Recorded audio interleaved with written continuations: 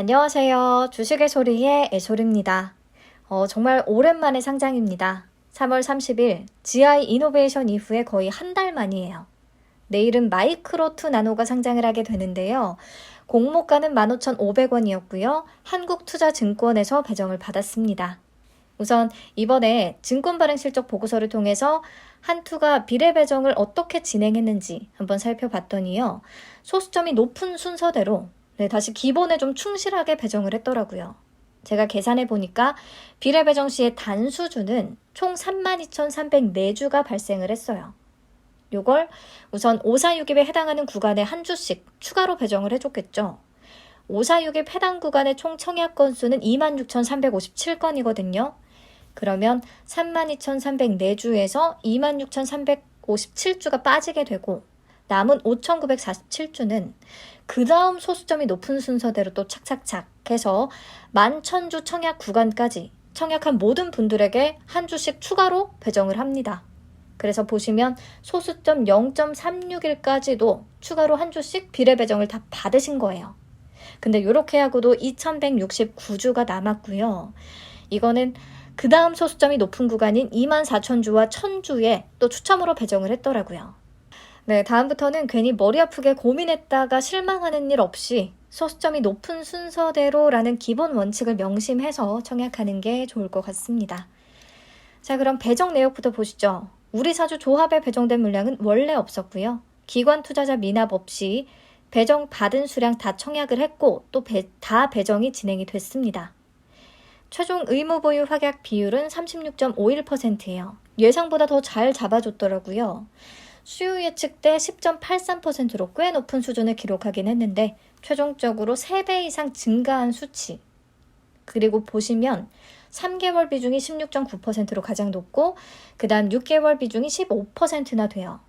장기 확약 비중이 높다는 부분도 좀 좋게 볼 수가 있겠습니다.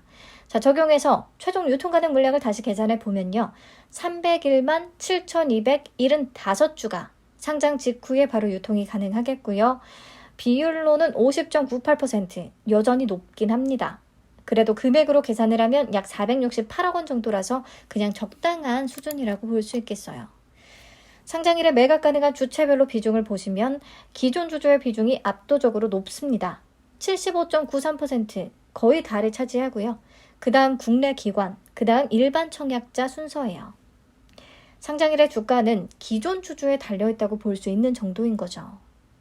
자, 여기까지 해서 최종 조건을 우선 정리를 해보면 확약 비율은 36.51%로 높은 수준을 달성해줬지만 기존 주주의 비율이 워낙 높아서 최종 유통 가능 물량이 크게 줄어들지는 못했습니다. 50.98%. 특히 기존 주주의 비중이 압도적으로 또 높은 상황이에요.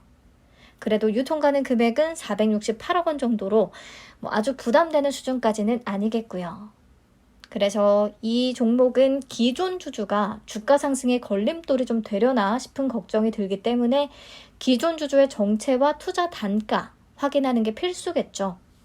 마이크로2 나노의 기존 주주는 SBI 인베스트먼트, 리노공업, NST, 이수페타시스 그리고 1% 이상씩 들고 있는 개인 주주들과 소액 주주들이 있겠습니다. 1% 이상 개인 주주들의 비중이 13% 정도로 좀 높은데 이들의 정체 그리고 이들의 매수 단가는 파악할 수가 없었어요. 소액 주주도 마찬가지고요. 그래도 이수페타시스와 SBI 인베스트먼트 그리고 리노공업 정도는 파악이 가능합니다. 이수페타시스는 2000년 12월에 마이크로2 나노에 투자를 진행을 했고요.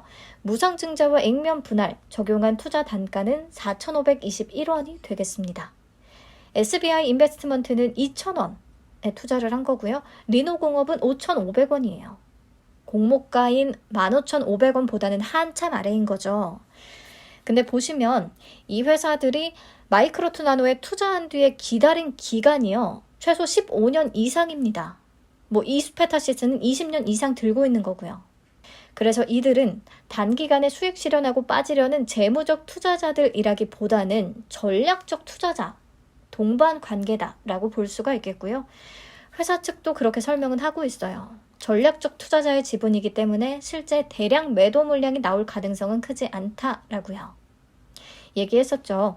리노공업은 글로벌 반도체 테스트핀의 약 70%를 점유하고 있는 반도체 테스트 기업인데 프로브카드 분야에서는 메이저 제조사가 아니기 때문에 마이크로2 나노의 기술력을 계속 전략적으로 활용할 가능성이 있다.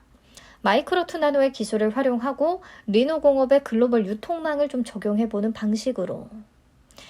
네, 그래서 종합적으로 상장 직후에 유통 가능한 물량이 50.98%나 되고 또 그중에 기존 주주 비율이 38.70%나 되는데 이소페타시스와 리노공업, NST 이런 사업 초기부터 좀 함께한 SI, 전략적 투자자의 지분율이 14.4% 정도니까 이들이 상장일에 바로 매도하지 않는다면 유통 물량은 생각보다 조금 더 감소할 수 있다라는 거, 이 부분에 기대를 걸어봐야 될 것 같아요. 자, 최근 공모주들의 상장의 성과 한번 살펴보시죠.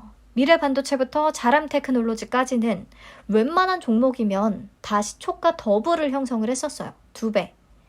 그래서 잠깐이라도 따상을 찍는 그런 경향이 자주 나타났는데 금양 그린파워부터는 시초가 더블이 무너지기 시작합니다.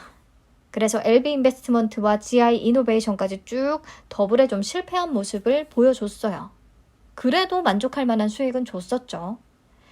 현재 마이크로2 나노는 확약 비율이 우선은 높은 편이고 또 유통 물량이 많기는 하지만 다행히 유통 가능 금액이나 시가총액이 높은 편은 아닙니다. 그래서 수급만 잘 붙어주고 또 앞에서 얘기했던 것처럼 기존 주주 중에 일부가 매도에 나서지 않는다면 좀 좋은 성적을 기록할 수도 있겠다 싶거든요.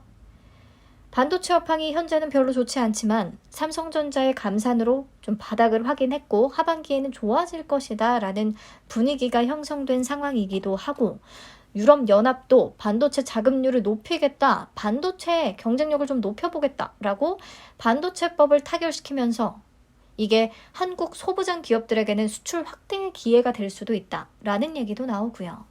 내용은 조금 읽어보시면 좋겠네요. 근데 문제는 최근에 코스닥 시장의 조정이 계속 진행이 되고 있다는 거죠. 4일 연속으로 장대 음봉이 나타납니다.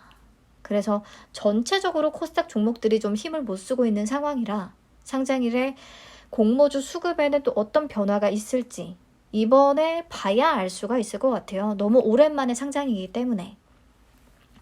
네, 그래서 제 생각을 정리를 해보자면 마이크로2 나노는 흑자를 시현 중임에도 불구하고 2025년 추정 순이익을 기반으로 공모가를 산정했고 그러다 보니까 경쟁사인 TSE에 비해서 훨씬 높은 펄을 적용을 받고 있습니다. TSE는 8.46배 정도인데 마이크로2 나노는 공모가 기준으로 15.8배나 되거든요. 그렇기 때문에 우선 공모가가 저렴하다, 싸다라는 생각은 덜 드는데요. 그래도 하반기 반도체 업황 회복에 대한 기대감이 깔린 상황에 좋은 수요 예측 결과가 나타났고 높은 최종 확약 비율, 시가총액 1,000억 원 미만, 또 기존 주주 중에 SI의 장기 보유 가능성 이런 좀 기대해볼 만한 조건들도 뒤따르고 있기 때문에 상장일에 꽤 올라줄 수는 있다고 생각을 합니다. 너무 오랜만에 상장이고 최근 코스닥 조정이 심하게 진행이 되고 있어서 수급이 얼마나 붙어줄지가 좀 관건이 되겠네요. 저는 80% 이상에서는 바로 정리를 하려고 생각 중입니다. 사실 반도체 업황이 하반기부터 나아질 거라면 조금 길게 가져가 봐도 되지 않을까. 기관들의 확약 기간도 좀 긴 편이니까 그런 생각이 들기도 하죠. D램용 프로브카드의 첫 국산화 업체기도 하고 또 준비 중인 비메모리용 프로브카드도 있으니 이런 제품 경쟁력을 믿고 좀 가볼까 싶기도 한데요. 얘기했듯이 가격이 아주 저렴한 건 아니라고 생각을 하고 또 셀인 메이라는 증시 격언이 있듯이 평균적으로 5월 이후에는 국내 증시의 수익률이 마이너스로 돌아설 가능성이 있어서 저는 빨리 정리하는 쪽으로 마음을 정했습니다. 내일 다들 좋은 가격에 잘 파실 수 있기를 바랄게요. 네, 정리하겠습니다. 오늘도 많이 웃는 하루 되세요.